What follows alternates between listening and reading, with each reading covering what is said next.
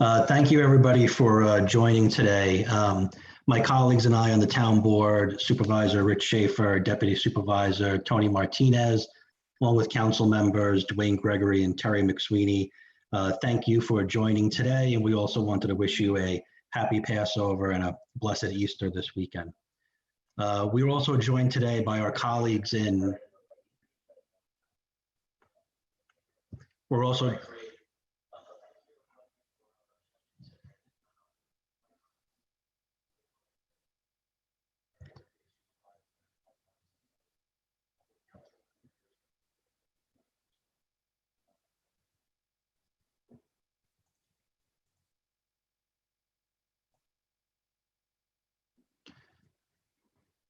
So we're joined today with our colleagues from the Suffolk County Legislature. We thank them very much for taking the time out and providing an update to us in the town of Babylon and what's happening in their districts regarding small business.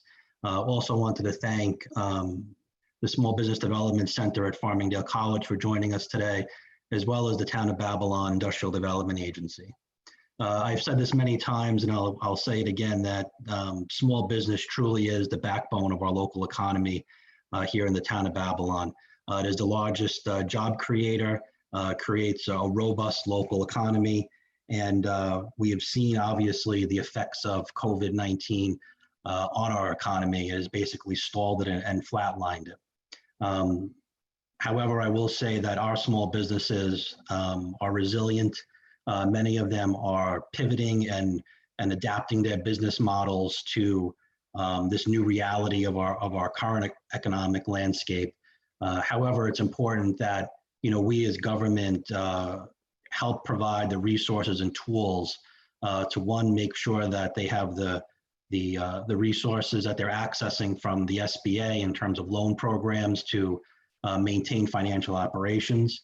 And also be able to provide any additional resources that we can in terms of making sure that our businesses are operating during this time if they're able to, supporting our local main streets and our downtown businesses as best as we can, and making sure that we're helping provide access to the proper funding, which we're going to be doing here on this call. Especially through the SBA's Economic Injury Disaster Loan Program and the Paycheck Protection Program, which we'll be talking about in a little while. So I wanted to again thank everybody for joining, and I'll be moderating today's meeting. And I want to start off with our Suffolk County legislators to provide an update from their districts. And I'm going to start off with Suffolk County Legislator Kevin McCaffrey. Kevin, if you can start. I'm not sure if okay, thank you, Anthony. It's a pleasure to be here and share with all my colleagues in government this important information we're getting out. And I know, Anthony, you've been out front on this in terms of your role with the town board to be able to work with the small businesses and the Chamber of Commerce's, and which I've tried to do from the beginning as well. And that is our role, as you said before. We need to get this information out there. We need to be the ones that are the conduits to help these businesses get through which is one of the most difficult times we've ever faced. This is something that no one could have even drawn up or thought about, except in a sci-fi movie. And but we are living it, and we need to do the best we can to make sure we get through it. I speak to my small business owners all the time, and they say consistently what we need to do, especially the newer businesses in Lindenhurst. We've got a lot of new restaurants that are really in a tough spot. They just opened up. We need to just make sure, if we want these businesses to be here when we get back to normal, we need to make sure we patronize them now through takeout orders and anything we can do. Any of these small businesses that are still open, we need to be there for them. I've been volunteering at the 311 call center a couple of times a week, and I've had the opportunity to speak to a lot of people from all over the county, and a lot is about the small business owners. How am I going to get back on my feet? So it's really a pleasure to be a part of this. I look forward to working with all my partners in government here to continue this work of informing our small businesses and all of our people about what's going on out there.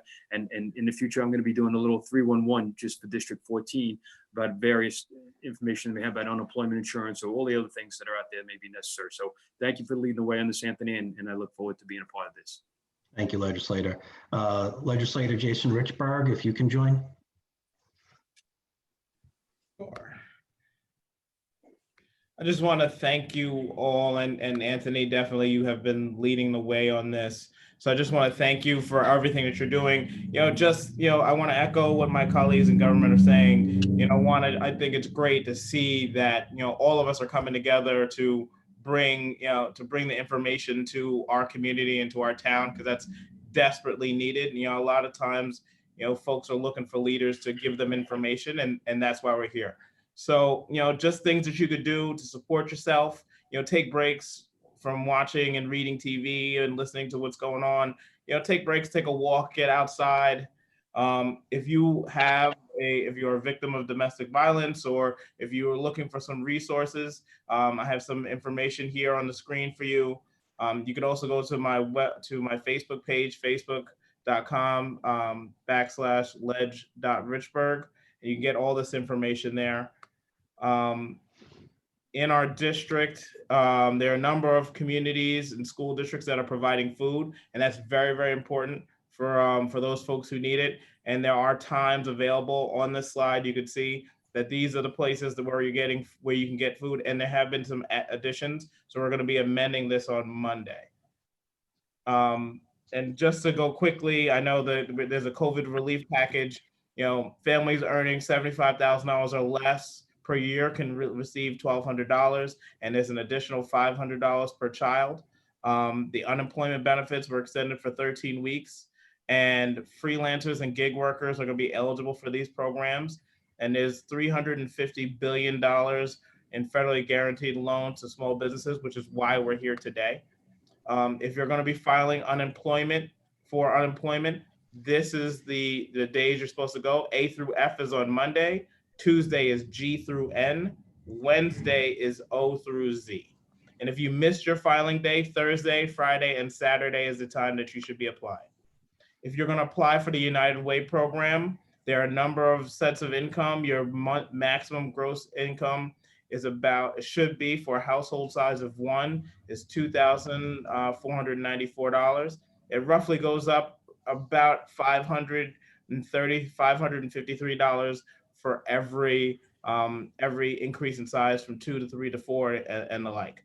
So these are the things that are very important. I agree with my colleagues, and I'm happy to see my fellow legislators who represent the town of Babylon here. I'm glad that we're able to have this partnership, and I'm just happy anytime that we can all get together and help other folks. It's a great opportunity, and thank you to Tom Dolan and Erica Chase Gregory for helping out and stepping up and sharing your information, because it's great. Thank you very much. Thank you, Legislator. I know we have Legislator Tom Donnelly calling in. Legislator Donnelly, if you can give us an update on what you're seeing in your district.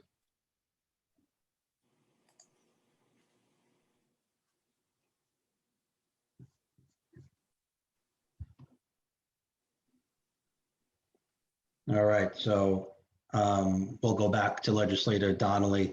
We have Legislator Sue Berland with us. Legislator Berland, thanks so much for joining today. If you can give us an update on what the latest is in your district, that would be great. Sure.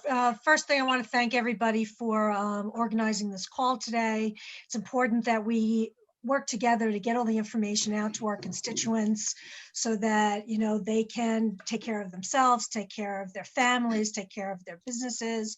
First and foremost, stay safe and hopefully healthy, during this pandemic, and that, we all rest assured that there is a light at the end of the tunnel, and we are going to get through this. And we just have to be there for each other to make sure that this happens. The 16th district, I'm in 3 towns. So I have Babylon, I have Huntington, and I also have Iceland.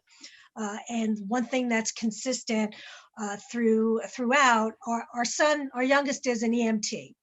And he's telling me all the time when he goes to people's homes and they're doing calls, it's really important to register for Smart 911.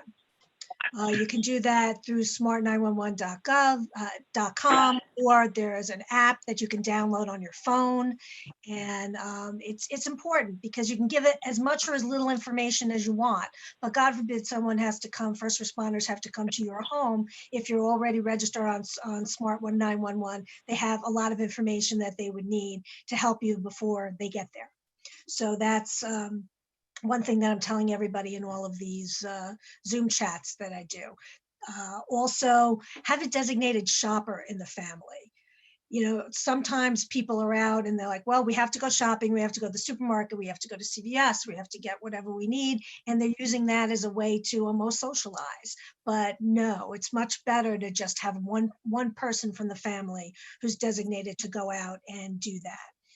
I know we're talking really about businesses and what's happening with people, all these people applying for unemployment. We're getting a lot of calls in the district that people are trying to get through. They're trying to get to that next level because they filed their paperwork online and now they're supposed to get a call. Well, the state, I believe as of today, is instituting a new program where you're not going to have to keep calling and, you know, getting busy signals and getting disconnected. Once you have done the online part, they're going to start calling you. So we're looking forward to, you know, making sure those calls are going out and that people are getting them. And we're asking our constituents that, you know, call us to let us know that they've received the phone call, and so that we can follow up on that, because I think that that's a much better system. And, you know, nobody was anticipating this. So the advent of this new system, I think, is a really good start, and hopefully will make the process a lot easier for people to apply. I do have a fact sheet. It was a fact sheet I used at a business one last week. So it has the date of April 15th for the New York pause as opposed to April 29th. So please just disregard that date. You can find all this information on my Facebook page. It's been posted on my legislative page. It's been posted. You know, I know a lot of people who are first responders and doctors. A big thing that I've been hearing from my constituents is they don't have childcare anymore because the people who've been watching their children in their homes don't want to go to their home to watch their children because they're both doctors. So now what do? You know, and there are locations which, you know, is listed toward the bottom of this, which the county has set up with various school districts for childcare, for, you know, for first responders and healthcare workers. So that's very important. And I know a lot of the businesses that are trying to conduct business, if there's one person allowed to take orders going out. So some of the businesses that I'm familiar with are rotating that person so that each one can, you know, be on the payroll and stay employed and stay active and part of that. And but you have to have that one person there at a time. So, you know, I think oh, and one other thing also, if you haven't already texted COVID Suffolk for your phone, you text to 67283 for COVID Suffolk. And now there is the Spanish version, because we were very concerned getting a lot of calls that people were not getting the Spanish version. So now there is a text COVID Espanol to the number 67283. Sorry, I have to do my glasses on and off here. 67283, and you can get all the text from the county in the Spanish version. So that's very important also, because you know, in my district also covers Brentwood and Huntington Station, which have been incredibly hit hard during this pandemic. So it's important that, you know, everything we're putting out, we're trying to put out in, you know, English and in Spanish, so we can, you know, reach people in these areas and get them to understand what they need to do to keep themselves safe. So I know there's a lot of information that's going to be thrown out here, and I look forward to hearing all of that. I want to take up any more time. Please, look at the information sheet. You'll get all the specifics off of that. And again, I want to thank everybody for participating in this. We are, diligently working together, and trying to do as much as we can to help our constituents and get through this. So, keep positive. Thank All you. right, thank you, Legislator. I think we have Legislator Donnelly now on the phone. Together, and thanks to the, hey Anthony, how are you? Thanks for putting this together, and thanks to the Berland IDA folks, Tom Donnelly and company, and the whole crew there. I don't really have too much to add. Just I'll echo everything all the other legislators said. If you want to just take my cell phone number down, 631-926-5226. The key to the recovery, similar to the post Superstorm Sandy, is going to be helping one business at a time and trying to help them navigate the process. So I'm here. You have my email address. Put my cell phone number up on your Facebook post if you like. So have folks contact me. Anything I can do to help, I'm certainly here. Thanks. All right, thank you very much, Legislator, and thanks for your volunteerism out there. Next, we're going to go to the Town of Babylon Industrial Development Agency, the IDA. They do a great job in terms of supporting our business's growth here in the Town of Babylon. And we have the agency's CEO, Tom Donnelly, here, who's going to talk a little bit about what he's seeing in Babylon small businesses and some of the resources that they might have available. Well, thank you, Anthony, and thank you again to the town for putting this together. And thank you to my partners in the county for giving us the opportunity to be here today. Like everyone else, this kind of snuck up really fast on everyone. And, we had to do similar things as a business as far as to be able to continue to operate. So the first thing is I do want to let people know that we are in operation. We are every day, we are working remotely, but we are in operation. And our contact information is also, we're linked to the town on that. So you can get our contact information if you do need to reach out to us. We kind of discussed internally when all of this started to happen and what role and what position, where we wanted to be. And I think it's been said by Kevin and you, Anthony, and everyone as far as to be a resource. So I want to thank my staff who's done a great job. And we put together a resource guide that we did partner with the town. And there is a place you can go to on the town website to get a lot of that information. And we try to keep it up to date. But just to be a resource and an advocate for the businesses that are going through what they're going through. So a couple of the things that I did want to touch upon is this whole situation with essential versus non-essential businesses and who has the ability, to continue to go to work every day. So you can see on the screen, we've got research lab facilities, senior elder care, medical care, food processing and manufacturing, pharmaceuticals, the restaurants, and laundromats, banks, law enforcement. And again, thanks to our first responders and for the people out there on the front lines. But for more information, you can go and hopefully you can take a picture or a snapshot of that website. We'll also get that to the town so that they can put that up on the website on the town. If you do not qualify, I think I had seen something come across the bottom of the screen about people wondering when they'll be able to go back to work or become an essential business. If you feel that you qualify, you can request to become an essential business. And we have the website up there because you do need a certificate from the state to be essential. I'm going to ask Brendan to go to the next slide.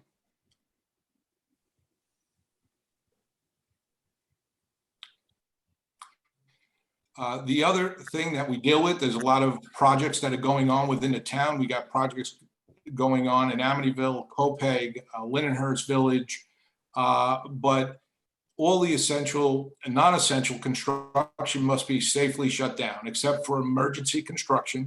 Exceptions include, but are not limited to, constructions for road, bridges, transit, utilities, hospitals, etc. But also the housing, where there is a minimum of 20% of the units are to be designated as affordable. Those projects will continue to go. The construction that is necessary for health and safety of their occupants, the projects that, if remaining undone, would be unsafe, and the construction is being done by a single worker. So you sole proprietors have the ability to continue to work. And hopefully you can see that website. If you need some additional information on that, we do have a website and, again, a resource for you to go to. The last thing I want to touch upon, and it's something that hasn't kind of been touched on just yet, is in desperate times, I think if you remember, even going all the way back, I worked for 20 plus years in the financial services industry, where I did service and work with a lot of small businesses. And in bad times, people make bad decisions.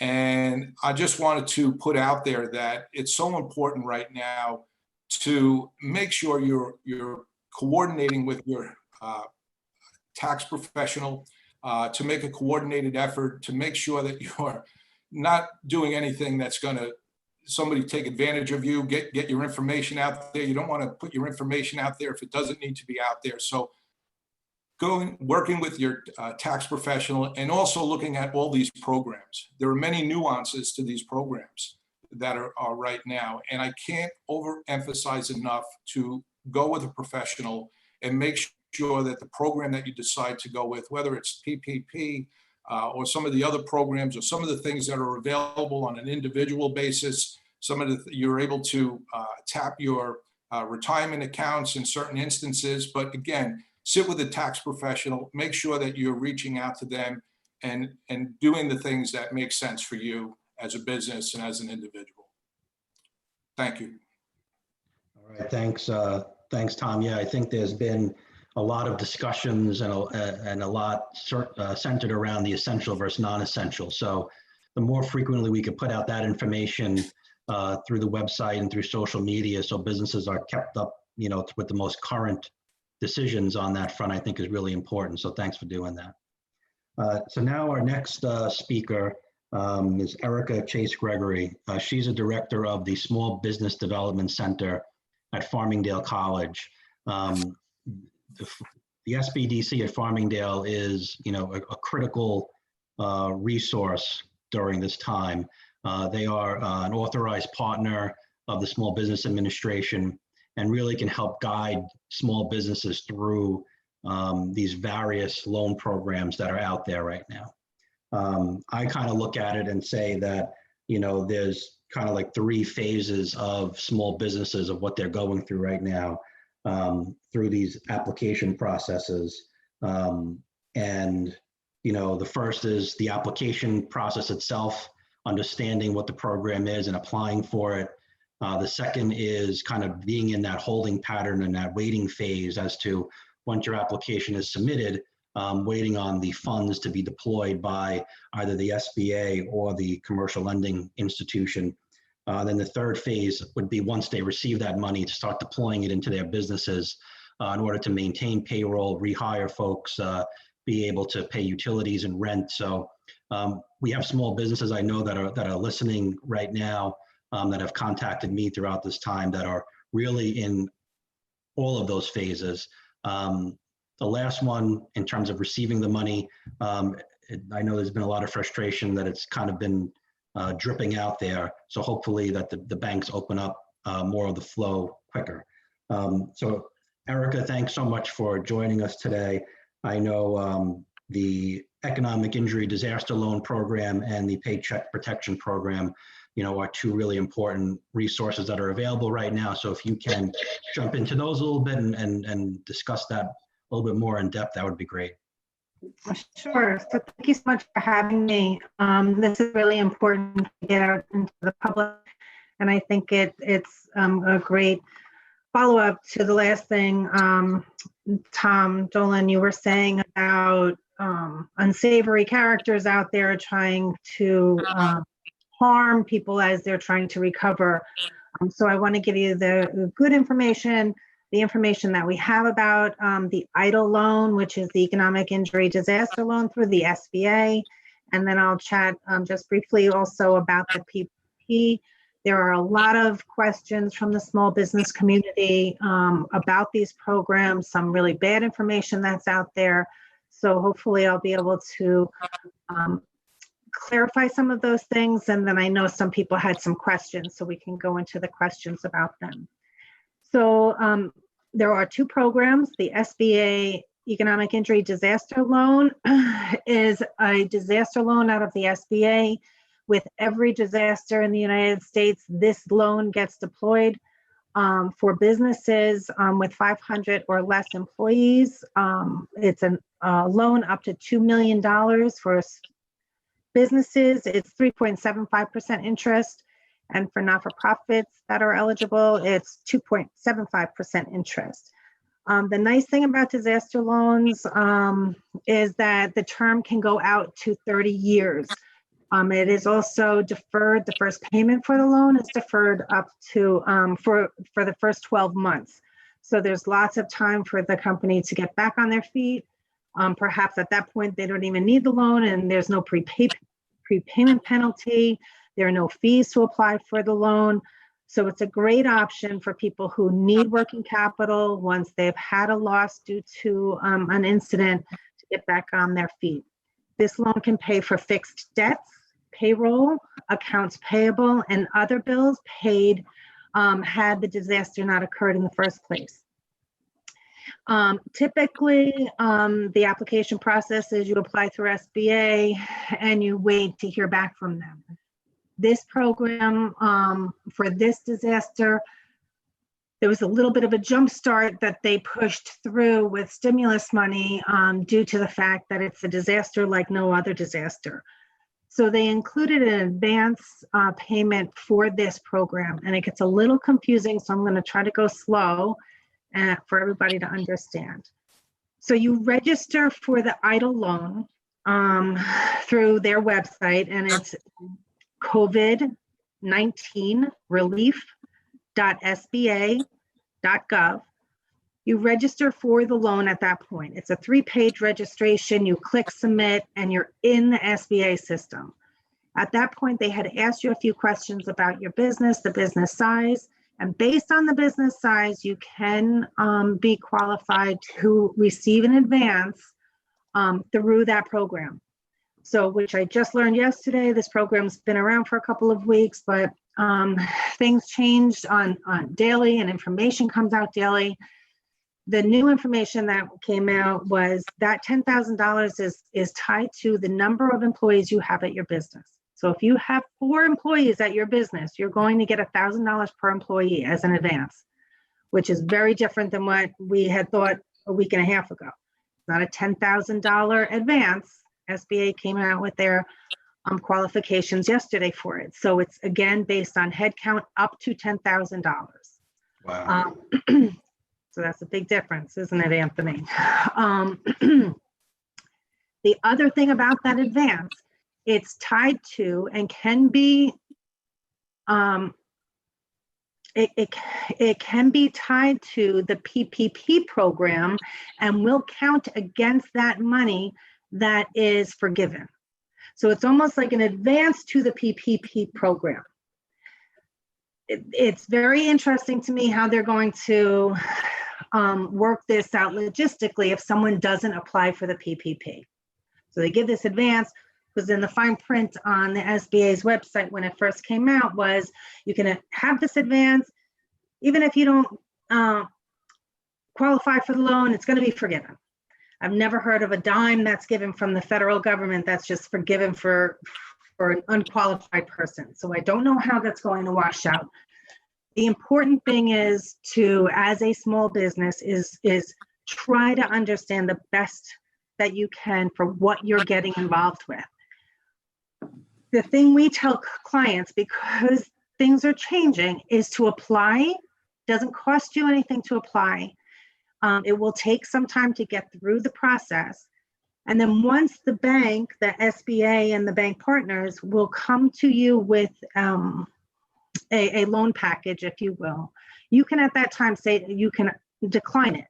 So you look at the fine print. If it works for your business at the time that it's offered, then you accept it.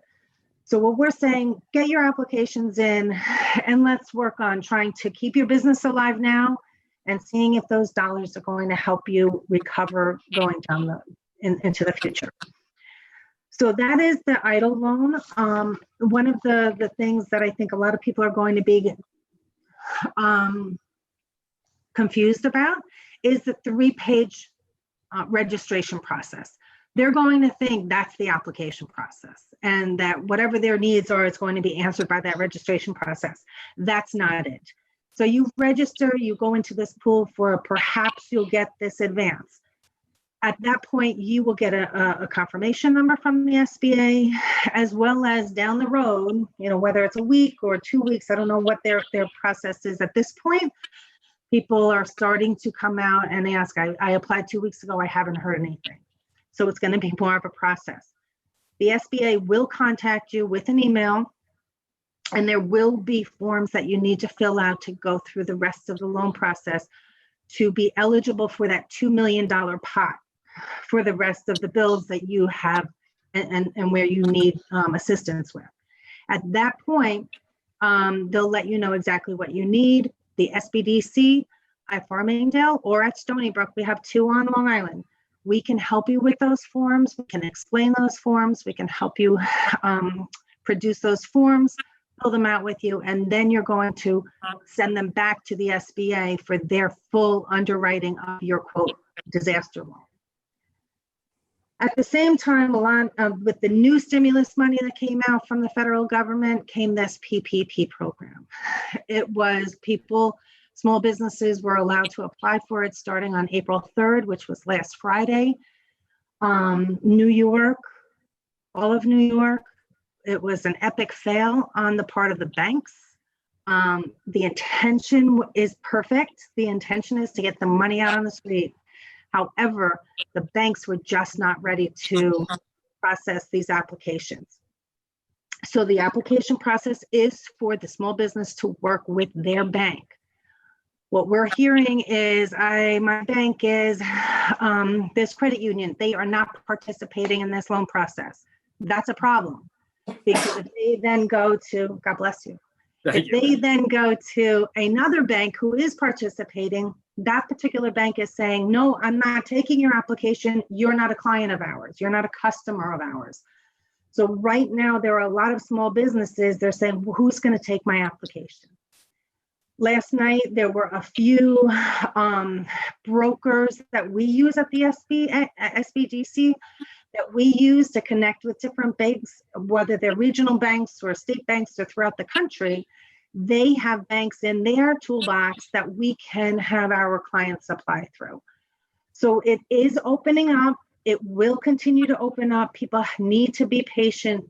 And I say that it's easy for me to say. I'm not feeding my family with business income. So I don't want to insult anybody by saying that, but this is not going to be a fast process. However, when things roll, it should be faster. I will say that again, we have heard more banks opening up to non-customers. So that's a great thing. I just had a client get connected through one of my brokers that we do business with, but is a resource of ours that I trust him completely. Within a 3-minute conversation, she had her application with him and he, quote, submitted it to a bank. I am going to follow her completely because it should be about a 7 business day process for her to get money in her bank. So I'm sure I'll be on other webinars next week and I can update people on the process from that point on. So the PPP, there's also a lot of confusion with this program. It is available to small businesses, not-for-profits, other business entities. They can file with their bank. They file what they're looking for. You need to think about the PPP as for your payroll. You need to think of EIDL as your other working capital needs for your business. So for the PPP, how they look at it, is they'll look at your 2019 payroll records, come up with a monthly average payroll. They'll multiply that by 2.5 times, and that will be the amount of your loan, quote loan. Once you accept that money and you sign for that money, you will need to bring all of your employees back onto payroll, and that money will be forgiven. If 75% of what you were given was paid for payroll, the loan will then become forgiven as per the information we have about that program. So it is a great program. People should be applying. People should be connecting with the Small Business Development Center to see what banks we may have that they're not being able to get connected with. I know that is the most frustrating part right now. People are panicking. Today, that program was supposed to open up for sole proprietorships and for contractors. So for people who earn their money through 1099 or independent contractor agreements with companies. Today was the day that that opened up. We haven't gotten any communication on the application or the application process as of now. But again, it's important that I think, of course, I work at the Small Business Development Center, but I see the benefit of connecting with the Small Business Development Center rather than just your accounting office or your accountant's office or your lawyer's office. First of all, SBA will give us as a resource partner of the SBA information before it comes out to the general public typically. So we know exactly what we can share with our clients as it's coming out to the general public. The other thing, again, like Tom Donnelly was saying, is if there's a question, and you should question something, if someone's asking you for money, the first thing I want someone to do is to ask the SBDC, can you look into this for me? We can have that vetted. It's really important. There are a lot of people that will say they're, part of a government program, and all of a sudden you're writing them a check or signing over, part of your loan package to them. That is not copacetic. It is not supposed to be happening. So it's important that you have that partner, if you will, to help you through that. And we can do that for you. Sometimes it's haste makes waste. And in these circumstances, it certainly is true. So you just want to take one step back, get some assistance, get some guidance, and then move forward. So that would be my best advice through the process, is to get connected and use us when you need to, if you need to. If not, our services are free. We don't hound you. We don't need to help you. We just are there when you need us, and we want to be a resource for you. So I'll turn it over to you, Anthony, maybe, if you have any questions that I didn't answer through outlining the programs themselves. Yeah, that was a great top line overview, and you actually did answer some of the questions in that. So thank you. There are some that we could drill down on a little bit more. So are there any employee level requirements, for the PPP or the disaster loan? So we had one question come in that in particular, they have one full-time employee, but they have seasonal employees. What type of job requirements are there? Mm-hmm. So when I said the PPP is looking at the 2019 payroll records, for seasonal workers, they will look at your that period of time to help you with that shift in your needs of payroll. So you'll work with the bank, you'll show them your full accounting of your payroll for the prior year. And then if they also will ask for current year payroll, so from January to March. So if that was your slow time, you'll just explain that to the loan officer at the bank, and they will package you the most resource that you can get. Gotcha. And I know if you're a fairly new business and you haven't been in business for all of 2019 or don't have a full year payroll, it's correct that for the PPP January and February's payroll reports or tax filings would suffice. Yes, it should. And again, going back to the idle loan, their mantra with SBA, and I saw this after Hurricane Sandy, it came true, is their mantra is apply, apply, apply. Let the loan officers or the processors at SBA take a look at the full package, look at the picture of their need, and they will package something up if they're eligible. And typically people are eligible if there is a need and there was a true loss. So it's just important to let the process unfold, but to answer all of their questions and be responsive when they need additional information from you. Back to the PPP. I know it's only been a week, but it actually feels like an eternity that this has been out there, and the angst of waiting for the process to be fulfilled and to get your approvals and get the capital deployed from the banks. It's getting many people on the edge of their seats right now. There are some conversations I've had with folks recently that their banks and their financial institutions are still not ready to accept these applications, including some very large financial institutions. Do you recommend at this point for them to get in contact with you? Because my advice would be to get in contact with you, an SBDC here or in Stony Brook, and say just that, do you have any other financial institutions that I might be able to reach out to discuss a prospective loan application? Because as we know, many of the banks are only accepting current clients who are either lending clients or business banking clients. Yeah, I would suggest at this point, it's been a week. Some of the larger banks are just not ready. Let's face it, they have more attorneys than the smaller banks. So we're finding the smaller banks, national banks are taking applications. The big banks, they're still dotting their I's and crossing their T's and making sure that it's all going to wash out in the end for them in a positive way.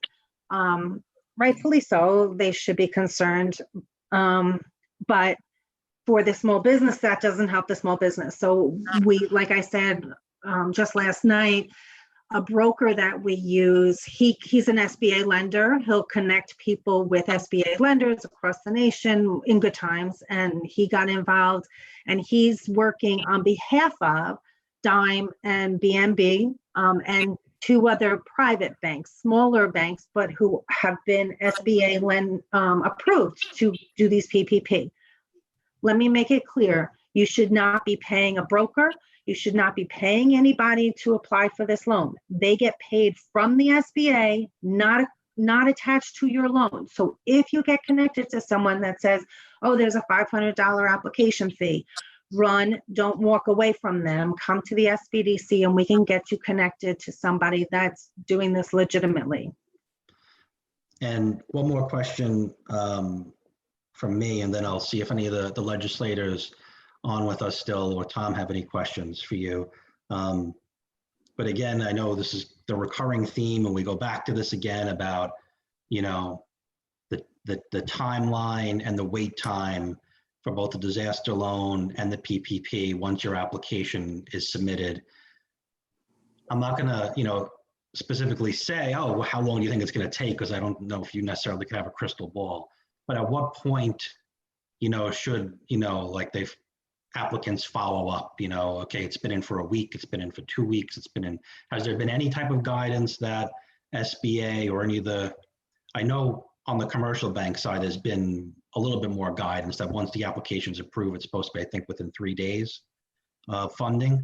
But is there any guidance that you've received or any advice you can give applicants who have applied that what they should be doing in terms of following up on their application?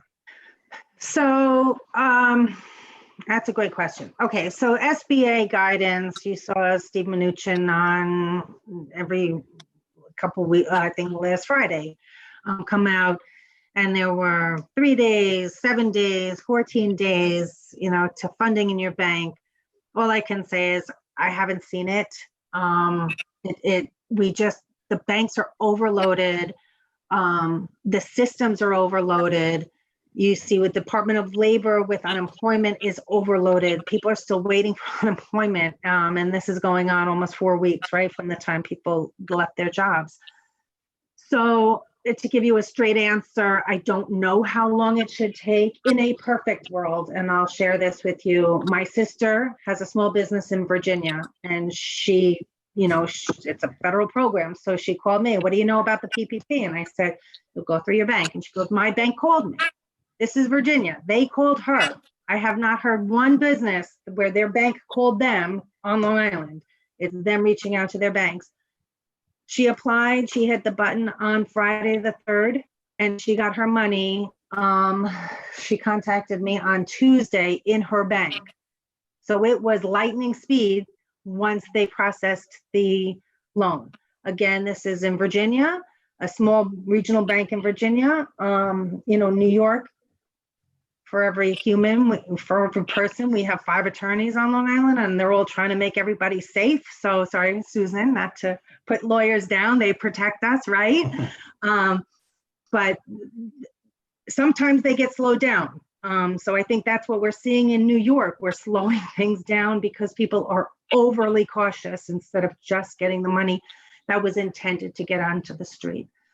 Again, I had my client get submitted today. So I said, Dana, I want to hear from you because I'm hoping that you're going to have cash in your pocket no later than next Wednesday. Let's look. So that will be interesting to see. I think once things get rolling, it should be quick with the PPP. EIDL is a whole nother story because it's a process. Again, they registered. People are contacting us that they registered for EIDL 7 to 10 days ago, and they haven't heard anything.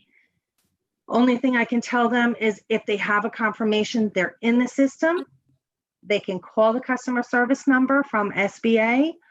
If you just Google SBA disaster contact us, you will come up with their phone number. You can call them. They do have a lot of people working 24/7 to answer those lines. But they should hear back. Early people that got into the system, they were hearing back within 24 hours to 2 days. Now it's just overloaded with all of the businesses in the United States. Gotcha.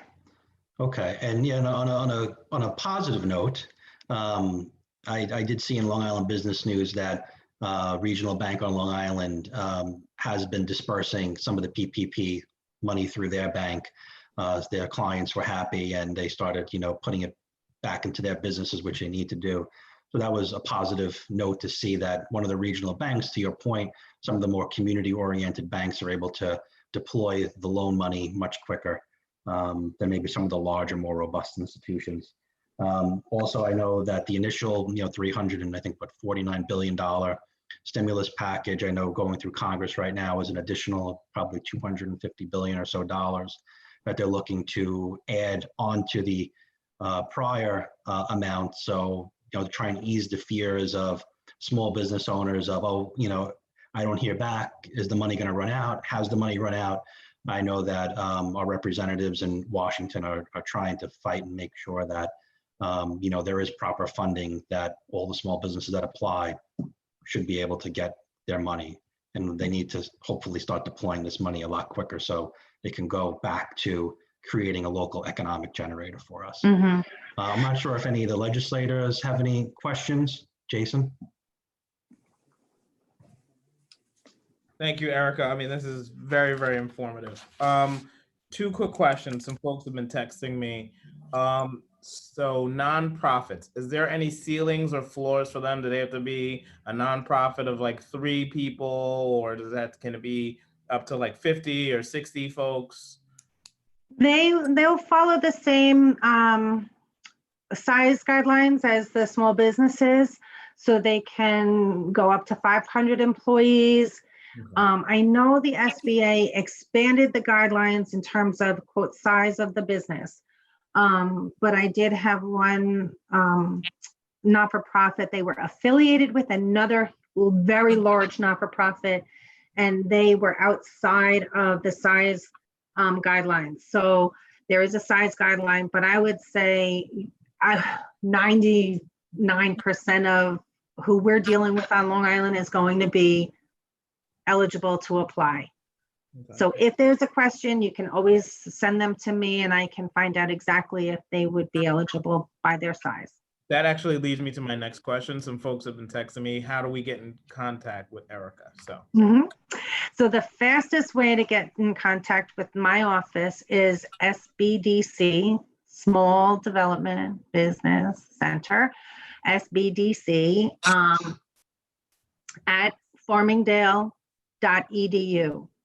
That's our email. You'll email us and then we will connect you with an advisor. We are a resource partner of the SBA, government forms, so we do need to have you sign up as a client. Our services are free and they're confidential. So oftentimes we get business owners that, in situations like this, they may come to us and say, I haven't filed taxes in 3 years. What do I do? But now I'm in trouble.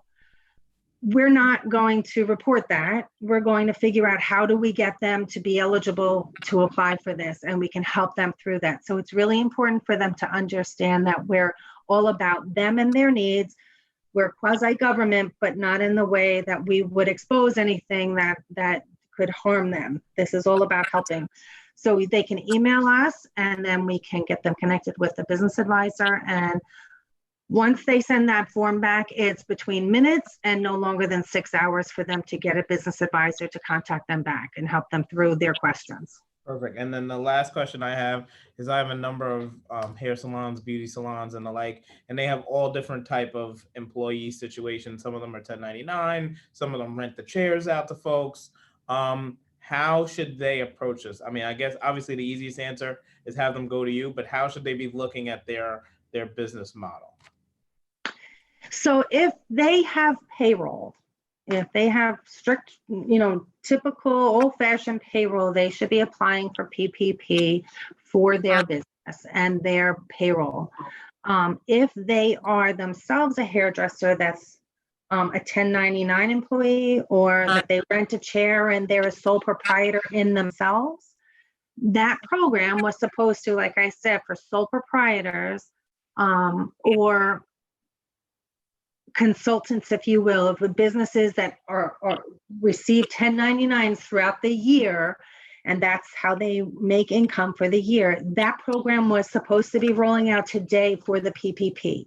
Again, I have not heard the regulations. I haven't seen the application. I think they're still trying to clear their head around the PPP for other types of businesses. So they really should connect with us. There will be the PPP for just those hairdresser type of businesses or consultants coming out. And of course, they can always apply for the economic injury disaster loan. And I would suggest they register and apply for that loan. Like I said in the beginning, they can always decline the offer once it comes out, but you don't know how long this disruption will be.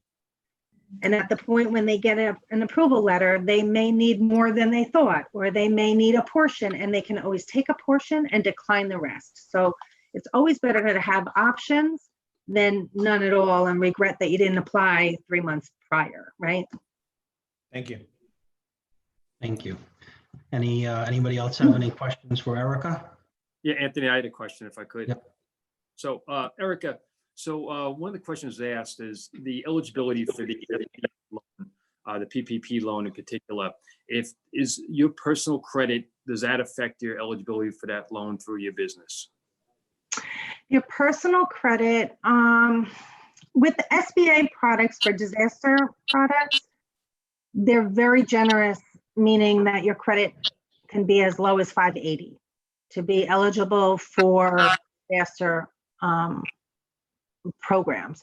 PPP, the intent of the program is to get your employees back to work and then to forgive that loan. So I would think that they're going to be just as generous in terms of looking at your credit and not worrying so much about that credit as it is to make sure that you have employees, that you get them back on your payroll, and that you are ready to open for business. Okay. What about IRS liens that you may have? Would that affect your ability to get the SBA loan? The EIDL loans, I know in the past, when I was working with Hurricane Sandy victims, they became a problem at the end when they went to close on the loan. Those IRS liens had to be cleared up. So those types of things did end up as a barrier to closing. There are, with the EIDL loans in the past, from my experience, so say your business was eligible for a $200,000 loan, they would, the SBA breaks it down into an agreement with you, and they say $35,000 is going to be an unsecured loan, and the balance is it's going to be a secured loan. At that point, they'll have rules of how to close on that unsecured loan. And it's much quicker. You can get the money in your bank. It's unsecured. So they're not looking for collateral. They're not looking for that in-depth underwriting rules and regulations for that portion of the loan. The rest, that may be the issue when it comes up to other problems, other issues you may have with your credit or your obligations that weren't satisfied in the past. So you may say, I'll take the 35 and forget the other, and they'll be okay with that. So it's really, again, applying, get that approval letter and see what you can and what you can't do. Okay, very good. Thank you.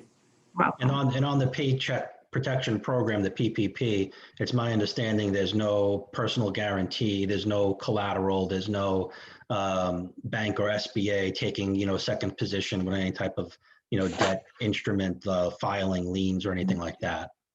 Correct. The one thing I do want to end with or just put out there is this came up 2 days ago.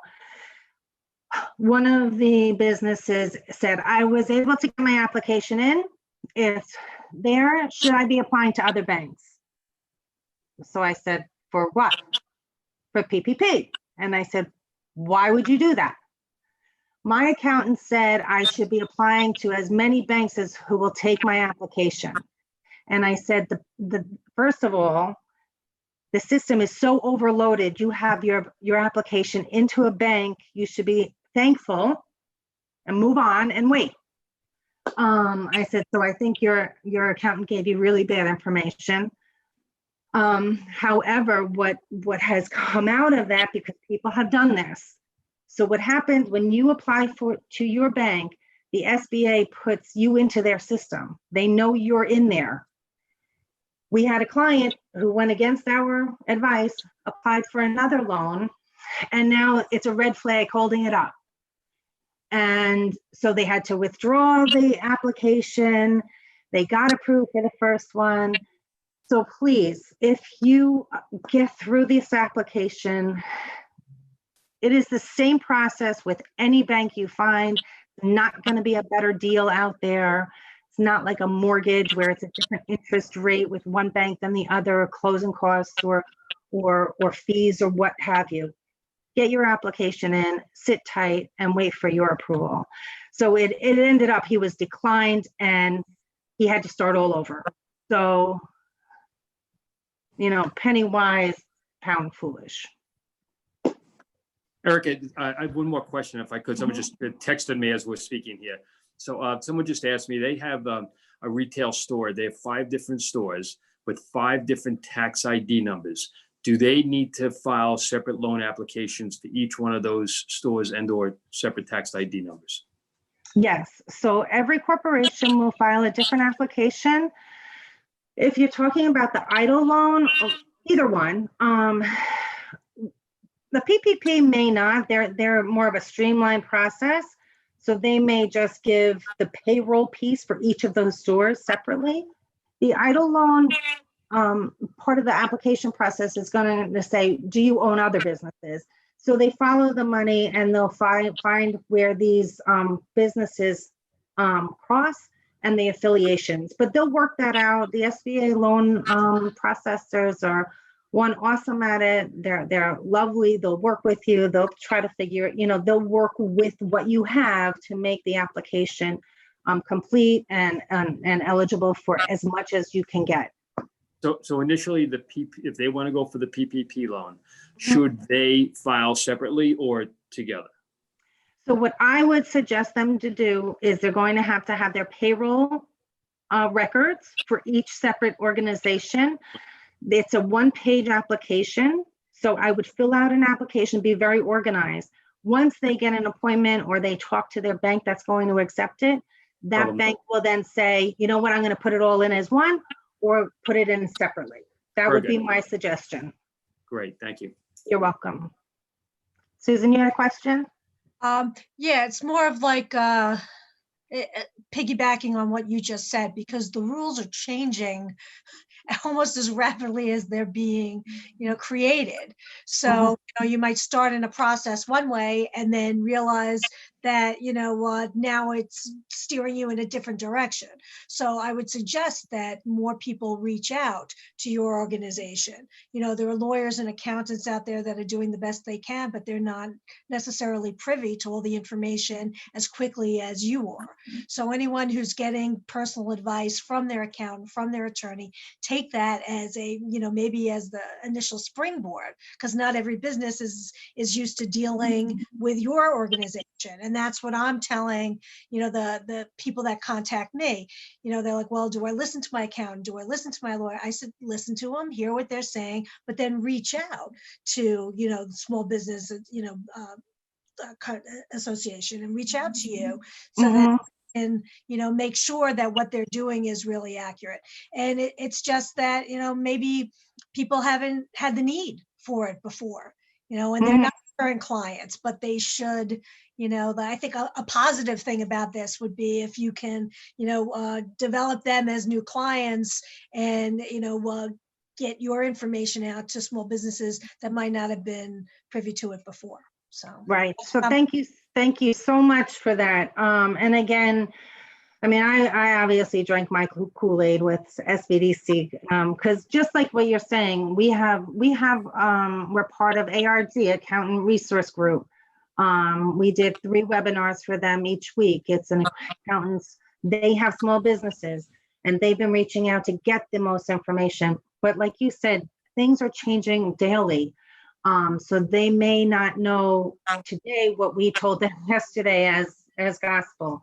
And again, not everybody will want to. Some people say, some people are very, very cautious about the SBDC. They think, oh, they're government, it's a bad thing. So it's to each his own. You do not have to become a client of ours. Someone said, can't you just answer this question? I don't want to become a client. I said, sure, I'll answer your question. And you don't need to have me as a resource. And I kind of chuckled to myself thinking, well, we probably will have really good information for you next week. And now you're not my client. So I can't get that information to you. So again, it behooves somebody to be connected to us. There's never a fee for our service. And again, you don't need to hear it, but it's a great service if you take advantage of it. And, on Long Island, we have a sister agency up in Binghamton. And they have 375 new clients within 2 weeks. My center, now I share Long Island with Stony Brook. So Stony Brook certainly has been inundated as well. We have 240 new clients as of the last 2 weeks. You would think we should have so many more than Binghamton, but you know what? We have a lot more attorneys and a lot more accountants on Long Island. So people are, just like what you're saying, they're using their accountants, which they should. And the accountants have been amazing who we've been talking to because they're trying to get the great information for their clients. So it's going to take a village to get our small businesses community through this crisis. We have so many small businesses on Long Island that certainly the SBDCs, both in Suffolk and in Nassau, at Farmingdale and Stony Brook, certainly can't be everything to everyone, but we're here as much as we can be for as many people who reach out to us. That is great. Any other questions? Just thank you, Erica. Great job. You're welcome. Thank you. You're welcome. And I know that we're gonna put some contact information up on the screen, so everybody who's watching can get some follow-ups if need be. I think again, it's really important that we reach out and utilize the resources that we have. If anybody, gets stuck with any applications, I know that's been 2 questions that came through of, I find the application a little bit confusing, or I started and I stopped. Again, for anybody that needs that type of resource and assistance, we're going to put it up on the town's Facebook page. So the contacts are there. You could do your outreach and make the connection that way. So on behalf of, everybody that participated today, our Suffolk County legislators who work so hard for the people of the town of Babylon, our IDA and our SBDC here at Farmingdale College, we want to thank everybody who joined us. We want to say thank you to the small businesses that are persevering through this. We know you're going to come out of this even stronger. We appreciate your will. We appreciate your resilience, and we're here to help you every step of the way. So again, happy Passover to everybody. Blessed Easter, Good Friday today, and hope everybody stays safe and healthy. Thank you. Good night. Bye-bye. Thanks, Epi. Bye. Thank you. Thank you.